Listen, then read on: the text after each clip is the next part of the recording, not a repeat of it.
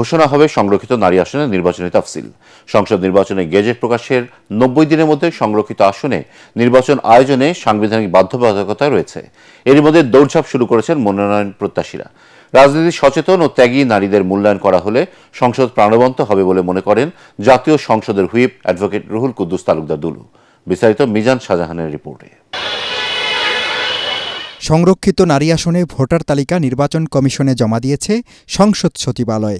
৩০০ আসনের মধ্যে ২টি আসনের ফলাফল আদালতের নির্দেশে স্থগিত এবং ২টি আসনে উপনির্বাচন অনুষ্ঠিত হবে। ২৯৬ জন সংসদ সদস্য সংরক্ষিত নারী আসনের ভোটার।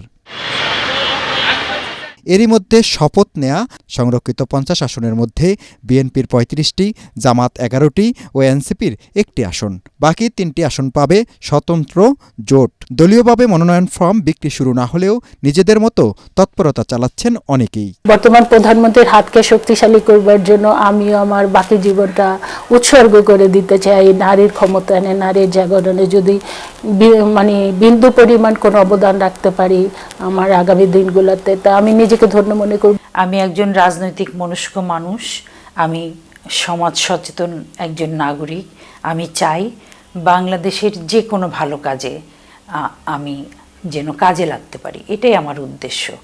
এবং দলের কাছে আমার দাবি যে আমাকে সেই সুযোগটা যেন তারা দেন। তাদের আশা নবীন প্রবীণের সমন্বয়ে এমন ৫০ জনকে দল বেছে নেবে যাদের অংশগ্রহণে সংসদ হবে কার্যকর। সর্বস্তরের নেতাকর্মী আমাকে বিশ্বাস করে, তারাই এই সংরক্ষিত আসনে মহিলা এমপির কথা বলছেন। এখন দল যদি আমাকে মূল্যায়ন করতে চান, আমি থাকলে আমার নেতাকর্মীরা আশ্বস্ত হবে। আমার কর্মকাণ্ড কার্যক্রম অতীত থেকে বর্তমান পর্যন্ত যেভাবে আমি কাজ চালিয়ে যাচ্ছি, আল্লাহ পাক যদি এটা আমার সততা অনেস্টি নিয়ে আমি কাজ করেছি, আমি আল্লাহর অশেষ রহমতে আজ অবধি পর্যন্ত অনেস্টি থেকে কখনো আমি সরে দাঁড়াইনি। তা যদি আল্লাহর রহমত করেন আর দল যদি আমাকে মনে করেন যে আমি যোগ্য স্থানে আছি, তাহলে আমি আশাবাদী দল হয়তো আমাকে একটা ভালো জায়গায় নেবে। ৫ই আগস্টের পরে দেখছি যে প্রচুর অসংখ্য অজস্র নতুন মুখ।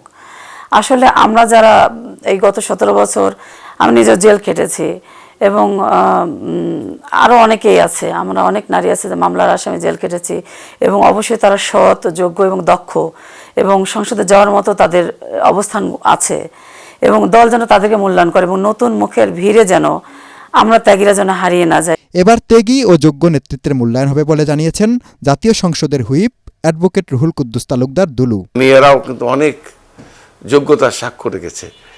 তো আমি বিশ্বাস করি যে আমাদের পার্টির হাইকমান্ড নিশ্চয়ই তার যোগ্যতা, তার ত্যাগ সব কিছু চিন্তাভাবনা করে উনি মূল্যায়ন করবেন। ভোটারের অর্ধেকই নারী।